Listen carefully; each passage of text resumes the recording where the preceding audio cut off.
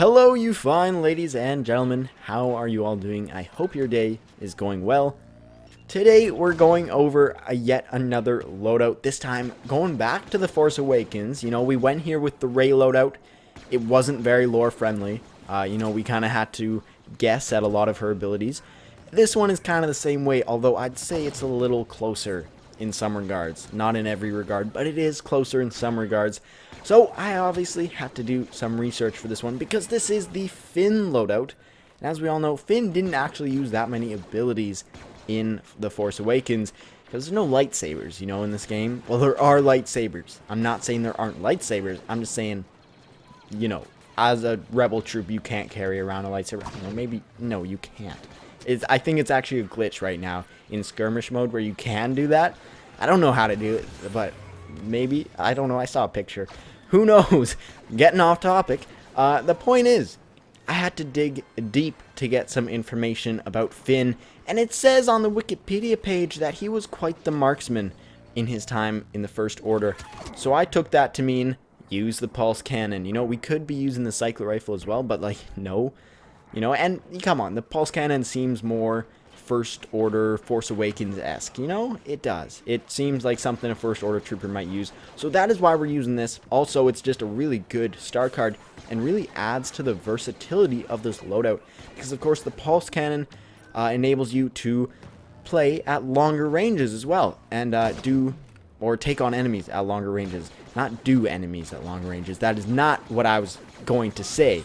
And that is not what I'm saying at all. I'm saying it enables you to combat enemies at longer ranges, and it's also very good at close and medium ranges. If you learn how to use it well enough, it can be really, really good in a pinch in close range, medium range, and of course, it's well known for long range. So it is a very versatile star card and really adds to the versatility of the whole loadout, which is very important.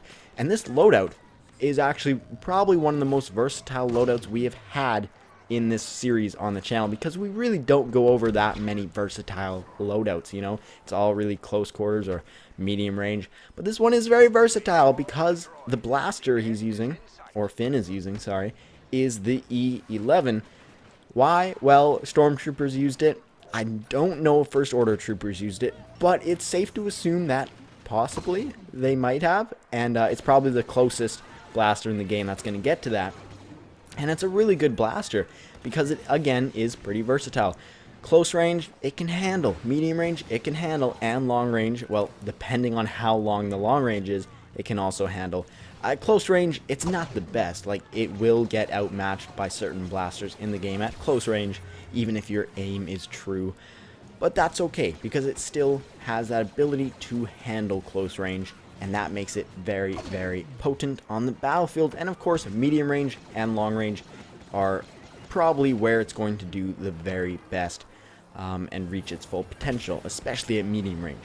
Now, the other star cards we're using the thermal detonator because, of course, stormtroopers use them. First Order troopers probably used a few. So it just makes sense that Finn might have one, you know. It might make sense. I don't know. I didn't know what other star card to use, but that is the star card we're using in this loadout, the thermal detonator, because it is also a pretty good star card, especially at close and medium ranges, which you might be playing at with this loadout. It's very, very handy. Now, we are also using the cooling cell charge card. Why, you might ask? I really don't know. You know, none of the charge cards really screamed, oh, this is totally Finn, you know, this is totally Force Awakens. I wasn't getting those vibes, so I'm like, you know what, maybe cooling cell is something Finn had. I don't know, it probably not, but we can use our imagination and say, okay, that's totally plausible. Yeah. So that's what we're using the cooling cell, and it's not that bad of a charge card. I never see anyone using it, but it's really not that bad. It's not the best, that's for sure, but it's not that bad, especially depending on which blaster you're using. If it's something like the DLT-19X, which like overheats every shot, this could be very handy. Of course, we're not using that, but it's still a handy charge card. For our trait, and this one actually makes sense, we're using the Scout trait because, you know, Finn was able to stay undercover in the First Order. He didn't you know, he really wasn't part of the First Order too much. He wasn't committed to it, but he was still in the First Order, and everyone thought he was just a normal First Order stormtrooper, you know? So it's not a stormtrooper, First Order trooper. I'm very sorry. Breaking the contingency, I think, is what it's called. I'm going to say it is with confidence. I'm going to assume. Okay. Anyways, so that trait actually makes sense, and it's actually a very good trait. We all know that Scout is probably one of the best trait cards. At rank 3, the cooldown on your blaster resets with each kill, so that's handy. Doesn't really have too much to do with this loadout in particular, but it is handy, and of course, it conceals you. So if you're playing on larger maps, or even the medium range, small range, the close quarters maps, this is also really handy to have that extra concealment. So that is all for the Finn loadout. If you have any loadout suggestions, please leave them in the comments down below, and I will give them a go. And thanks for watching. If you wish to subscribe, feel more than welcome to. And as always, I will see you guys next time. Goodbye.